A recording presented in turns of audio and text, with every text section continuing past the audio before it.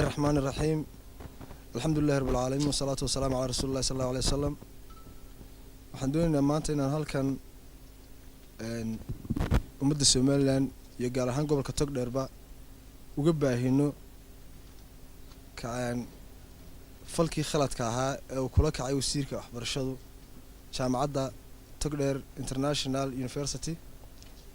runtii Burco waa magaalo u baahan maanta waxbarashadeeda in la kobciyo la taageero, laakiin magaalo in la tarantureeyo u baahan oo ardada maanta waxbarashada u soo diyaar garooday gobolka Togdheer ee gobolkooda aaminay ee ka maarmay dibad ee ka maarmay meel kale waxbarasho doontaan in la taageero meena wasaaraddu inay hagardamo u geysato ma yahayn.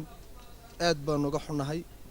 waxaad arkayseen xafladii marka daawato furitaankii jaamacadda waxa fadhiyay wasiirkii waxbarashada waxa si toos ah u bisisay ruqsadda wasaaradda waxbarashada iyadoo magaca sidata wax alla wax eedayna oo wasiirku u cuskaday jaamacadda xiritaankeeduna ma jirin oo akadeemiga tayadeedu waxba kama sheegin, maamulkeedu waxba kama sheegin, kaliya wuxuu ku eedeeyay magac markii hore ay lahayd oo iminkana loo bixiyay.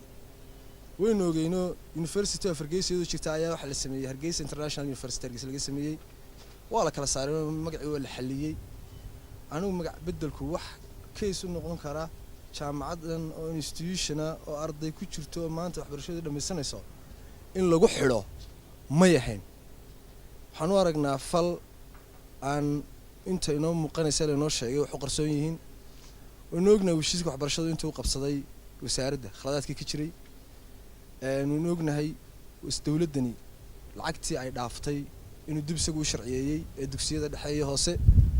waynu ognahay manhajkii wasaaradda ama manhajkii waxbarashada ee dadka danyarta ah siyaabo kala duwan ku heli jireen inuu contract ka dhigay oo cid gaar inta kooto u siiyay maanta qiimo aan qof danyar haweysan karo oo uu siisan karo aan marka buugii ardaygii dugsiga hoose ama dugsiga dhexe aan iibsan karin iyo qofkii danyar haatoona iyo mid dugsi sare haatoona.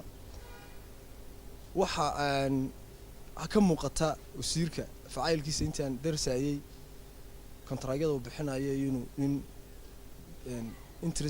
business interest leh kamana fogaan u malaynayaa jaamacadda xiritaankeedu arrimo interest laakiin aan ahayn arrimo academic.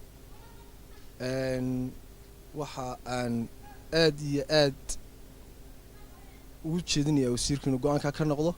wasiirku xukuumaddu matalaa, xukuumaddu waa inay go'aanka ka noqoto.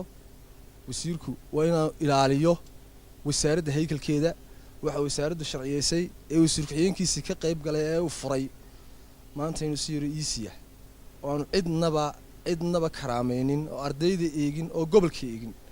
waxaan u aragnaa facaylka wasiirka facayl aan gobolada u cadaalad sameeyeen. jaamacado xidhay baa jiray imika ka xidhay Hargeysa iyo Burco oo ka furan wali Boorame. waxaan kala dareensanahay wasiirku inuu jiraan wasaarad jaamacado xidhan aan ognahay oo loo cadeeyay oo kabkoodii wali bixiyo. sidaa daraadeed cabashooyinka Togdheer nooga iman inagu tixgelinayna waxaanu leenahay dawladdu ha ka noqoto.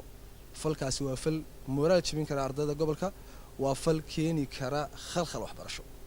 sidaa daraadeed maanta waxaan soo jeedinaa xukuumaddu inay talaabada ka noqoto.